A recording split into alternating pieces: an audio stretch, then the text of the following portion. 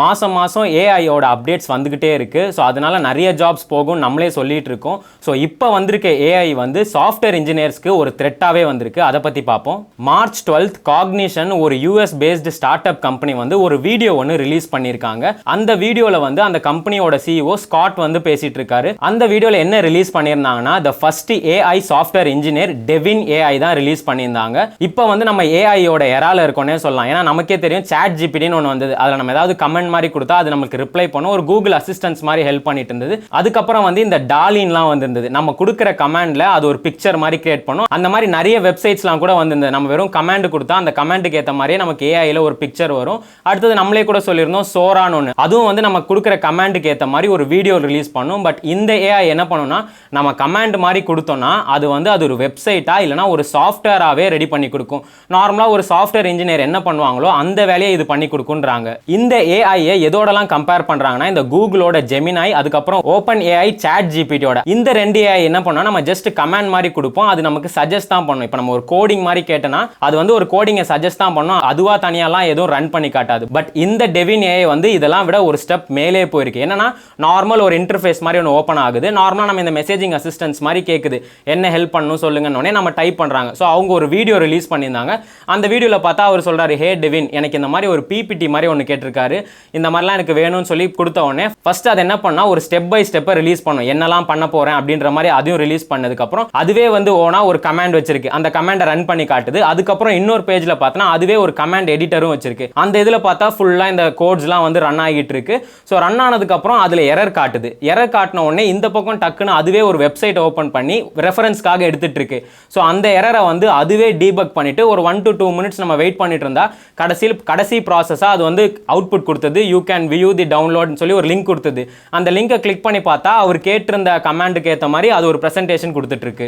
இந்த ஏஐ வந்து நிறைய லீடிங் கம்பெனிஸ் வச்சிருந்த இன்ஜினியரிங் டெஸ்ட்ல கூட பாஸ் ஆயிருக்கு. அதனால இதோட இஷ்யூ ரிசால்வ் பண்ற பெர்சன்டேஜ் பார்த்தனா இந்த சாட் ஜிபிடி 3.5 சாட் ஜிபிடி 4 அதுக்கப்புறம் மற்ற 3 ஏஐயோட கம்பேர் பண்ணும்போது இதோட இஷ்யூ ரிசால்வ் ரேட் பார்த்தனா 13.86 இருக்கு. ஸோ இதுதான் இப்போதைக்குன்னு பார்த்தா நம்பர் 1ல இருக்குது. ஸோ இதெல்லாம் பார்த்தோன்னே இந்த சாஃப்ட்வேர் இன்ஜினியருக்கு ஒரு பயமே வரும். ஏன்னா நார்மலா சாஃப்ட்வேர் இன்ஜினியர் அவங்களா உட்காந்து கோடு டைப் பண்ணுவாங்க. இப்போ வந்து யாரும் கோட்லாம் டைப் பண்றதில்ல. அதுவே ஒரு டூல் வச்சு அவங்க கோட்ஸ் ரெடி பண்றாங்க. பட் இது பார்த்தனா நம்ம வெறும் கமாண்ட் மட்டும் தான் கொடுக்குறோம். மொத்த இதுமே அது பண்ணி கொடுத்துருது. இந்த காக்னிஷன் சைட்ல இருந்து என்ன சொல்றாங்கன்னா இது வந்து நாங்க ஹியூமனை ரீப்ளேஸ் பண்ணாது. என்னைக்குமே ஹியூமனுக்கு ஒரு அசிஸ்டண்டா இருக்கும். இது வந்து ஒரு நல்ல டீம் மேட்டா இருக்குன்ற மாதிரி சொல்றாங்க. நீ இப்போ டீம் மேட்னு தான் சொல்லுவ. இது கொஞ்சம் டெவலப் ஆனதுன்னா எல்லார் வேலையுமே அது எடுத்துரும். அதே மாதிரி கம்பெனி சைட்ல இருந்து என்னன்னு சொல்றாங்கன்னா இந்த டெவினை நீங்க உங்க டீம் மேட்டா சேர்த்துக்கிட்டீங்கன்னா உங்க ஹியூமன் இன்ஜினியர்ஸ்லாம் இன்னும் கொஞ்சம் இன்ட்ரெஸ்டிங்கான ப்ராப்ளம்ஸ் அவங்களோட கோலை நோக்கி போலாம் அப்படின்னு சொல்றாங்க. இப்போ சாஃப்ட்வேர் இன்ஜினியர்ஸ் தான் இப்போ பயத்தில் இருக்காங்கல்ல, நிறைய பேர் இந்த பயத்தில் இருக்காங்க. வந்ததுனால கேமராமேன்ஸ் எடிட்டர்ஸ் அந்த மாதிரி நிறைய பேர் பயத்தில் இருக்காங்க. அதே மாதிரி நாங்கள் ரீசெண்டாக பார்த்துட்டு இருந்தோம் ஆட்டோபாடுன்னு ஒரு ஏஐ. அது வந்து ப்ரீமியர் ப்ரோவில் யூஸ் பண்ணுறது. ப்ரீமியர் ப்ரோவில் நம்ம ஃபுட்டேஜை போட்டுட்டு நம்ம சிங்க் பண்ணிட்டு கரெக்டாக கட் பண்ணி வச்சுட்டு இந்த ஆட்டோபாடை போட்டோன்னா அதுவே அந்த மல்டி கேம்லாம் சுவிட்ச் பண்ண நம்ம நீ பேசும்போது உன் கேம் காட்டுறது நான் பேசும்போது என் கேம் காட்டுறது வந்து அதுவே அழகாக பண்ணி கொடுத்துரும். இப்போ நம்ம நார்மலாக ஃபஸ்ட்டு எடிட் பண்ணிடுவாங்க. எடிட் பண்ணிட்டு அதுக்கப்புறம் தான் கேமரா சுவிட்ச் பண்ணுவாங்க. எடிட்டுக்கு ஒரு 1 hourனா இப்போ கேமரா சுவிட்ச் பண்ண ஒரு 1 hour ஆகும். இது ஒரு நிமிஷத்துலேயே அது பண்ணி கொடுத்தது. இதோட விலை வந்து சப்ஸ்கிரிப்ஷன் மாதிரி மாதம் 2000 ரூபாய் அப்படின்ற மாதிரி இருந்தது. அதெல்லாம் பார்க்கும்போது ஷாக்கிங்காக அது ஆரம்பமே இப்படி இருக்கு. நெக்ஸ்ட்டு வந்து அதுவே எடிட் பண்ணி அதுவே கேமரா சுவிட்ச் பண்ணி கொடுத்துரும். இது ஆனால் பயங்கர ப்ரொடக்டிவிட்டியாக இருக்கும். ஒரு நாளைக்கு ஒரு எடிட்டர்னால அந்த வீடியோவோட கண்டென்ட்டை பொறுத்து ரொம்ப சிம்பிளான வீடியோனா 2-3 பண்ணலாம். ரொம்ப ஹெவி ஒர்க் இருக்குன்னா 1-2 அப்படி தான் பண்ண முடியும். இந்த மாதிரி ஏஐலாம் வந்ததுன்னா அந்த ப்ரொடக்டிவிட்டி பயங்கரமாக வரும் யூடியூப் சேனலுக்குலாம். இது வந்து எடிட்டர்ஸ்க்குலாம் ஒரு மிகப்பெரிய அழிவுனே சொல்லலாம். அதுக்கப்புறம் சோரா வந்து வீடியோ பண்ணி தருது. அதே மாதிரி ஏஐ வந்து ஒரு மிகப்பெரிய ஆபத்து தான் நினைக்கிறேன். இந்த டெவின் ஏஐ பத்தி ஒரே ஒரு நல்ல விஷயம் என்னன்னா இது இன்னும் ஃபுல் ஆக்சஸ் வந்து மக்களுக்கு வரல.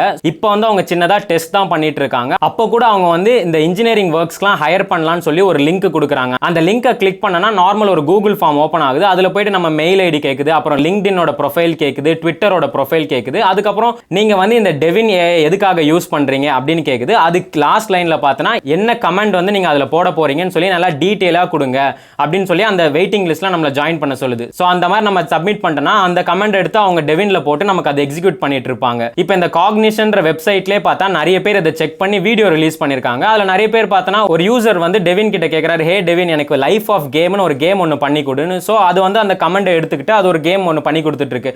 பண்ணும்போது இவர் நடுவில் இன்டரப்ட் பண்ணி சொல்றாரு, எனக்கு இப்படி வேணா கொஞ்சம் மாத்தி கொடு அப்படின்னு. எப்படின்னா இப்போ நம்ம ஒரு ஆள் கிட்ட சொல்ற மாதிரி இதை கொஞ்சம் இப்படி மாத்தி கொடுங்க அப்படி மாற்றி கொடுங்கன்ற மாதிரி அவர் வந்து இன்ட்ராக்ட் பண்ணுறாரு. அதுக்கேற்ற மாதிரி அது பண்ணி கடைசியில் ஒரு கேம் ஒன்று எக்ஸிக்யூட் பண்ணி கொடுக்குது. ஃபுல்லாக வந்து இந்த டெவின் வந்து இன்னும் கம்பெனிஸ்க்குலாம் லான்ச் ஆகலை, எப்படியும் கூடிய சீக்கிரம் ஆகிடும். ஏன்னா இது வந்து இப்போ ப்ராசஸிங்கில் இருக்குது. மக்களும் வந்து கமெண்ட்லாம் கேட்டு அதை வந்து ட்ரை பண்ணிட்டு இருக்காங்க.